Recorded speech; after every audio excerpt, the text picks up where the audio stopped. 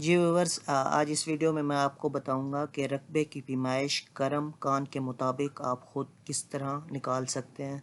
बहुत ही सिंपल है। तो इससे पहले जो लास्ट वीडियो मैंने आपको बताया था कि उसमें आपके पास जो पैमाइश होती है वो फ़ुट में दी गई होती है। उसकी लंबाई भी फ़ुट में होती है और चौड़ाई भी फ़ुट में होती है। तो उसका भी मैंने आपको तरीक़ाकार बताया हुआ है, वो भी मेरी वीडियो आप देख सकते हैं। तो इस वीडियो में मैं आपको बताऊंगा कि अगर आपके पास जो पैमाइश है, आपके पास लंबाई भी क्रम में हो और चौड़ाई भी क्रम में हो, तो उसको आप किस तरह सॉल्व कर सकते हैं, उसके किस तरह मरले आप निकाल सकते हैं या उसके किस तरह कनाल निकाल सकते हैं। तो स्टार्ट करते हैं जी। सबसे पहले ये हम डायग्राम देख लेते हैं, ये वाली। तो इसमें आप देखें कि आपके पास ये जो लंबाई है 19 क्रम है और उसके बाद सामने वाली भी 19 क्रम है। उसके बाद ये देखें आपके पास जो चौड़ाई है 8 क्रम है और ये भी 8 क्रम है, यानी लंबाई और चौड़ाई बराबर है। बहुत ही सिंपल है। जिस तरह आपने वो फुट का निकाला था लंबाई ज़र चौड़ाई वाला फार्मूला, वही आपने अप्लाई करना है। जस्ट थोड़ा सा डिफरेंस है इसमें। तो इसका मैं आपको बता देता हूँ, इसका फार्मूला क्या होता है कि आपने लंबाई ज़रब चौड़ाई, माउस से लिख रहा हूँ तो जस्ट आपने समझ लेना है। लंबाई ज़रब चौड़ाई आप करेंगे इसकी, लेकिन इसको डिवाइड कर देंगे आप किससे, 9 से।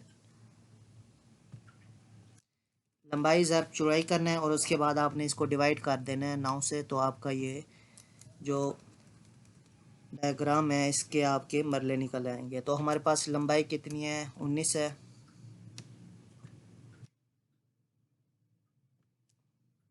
उसके बाद चौड़ाई कितनी है, वो है आपकी 8।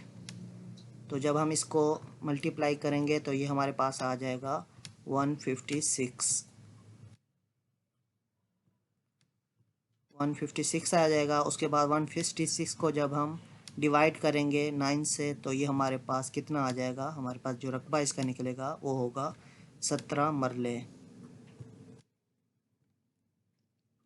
इस तरह आप क्रम की जो है वो आपने इस तरह निकालनी होती है। अगर आपके पास दोनों साइड्स जो हैं मतलब इक्वल हो, यानी आपके पास लंबाई भी इक्वल हो आमने सामने की और चौड़ाई भी आमने सामने की इक्वल हो, तो आपने जस्ट ये फार्मूला अप्लाई करना है और आपने इसका जो रकबा है वो आपने निकाल लेना है। तो इसके बाद अगली डायग्राम देखते हैं। इसमें आप देखें कि आपके पास जो लंबाई है वो 19 क्रम है, ये भी लंबाई जो है 19 क्रम है, लेकिन चौड़ाई थोड़ी सी डिफरेंस है। तो इसमें आपके पास जो एक चौड़ाई आपके पास 7 क्रम है और एक चौड़ाई आपके पास क्या है, 9 क्रम है।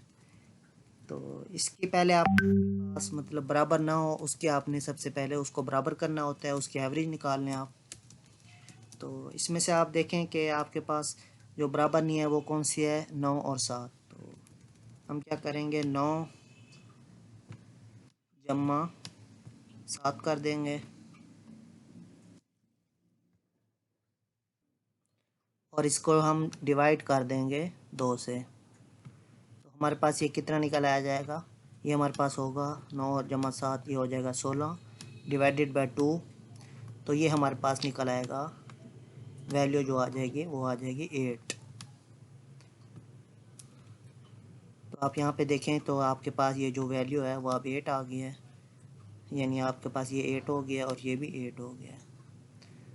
तो सिंपल आप उसको जिस तरह लंबाई ज़रब चौड़ाई वाला फार्मूला है आप दोबारा आप उस पर अप्लाई करें, यानी आपके पास एक साइड 19 हो गया है और दूसरी साइड आपके पास 8 हो गई है। ये आपके पास 156 आ जाएगा। 156 को जब आप डिवाइड करेंगे 9 से, अब यहाँ पे आपने क्या करना है, इसे डिवाइड करना है 9 से। तो 9 पे जब आप डिवाइड करेंगे तो ये आपके पास जो रकबा है वो आपके पास 17 मरले आ जाएगा। तो आपके पास ये जो रकबा है ये आपके पास 17 मरले आ गया। तो आपकी ये पैमाइश दोनों आपकी जो डायग्राम थी आपकी पैमाइश निकल आई है। तो इस तरह अगर आपके पास लंबाई चौड़ाई आपके पास आमने सामने की बराबर होगी तो आप जस्ट वही फार्मूला अप्लाई कर देंगे लंबाई ज़र चौड़ाई वाला और डिवाइड कर देंगे उसे 9 से। तो आपके पास रकबा निकल आएगा। उसके बाद अगर आपकी वो बराबर ना हो तो आपने सबसे पहले उसे एवरेज निकालनी है। एवरेज निकाल के आपने जस्ट वही सेम फार्मूला आपने इसके ऊपर अप्लाई करना है, तो आपके पास जो रकबा है उसका वो आपके पास निकल आ जाएगा।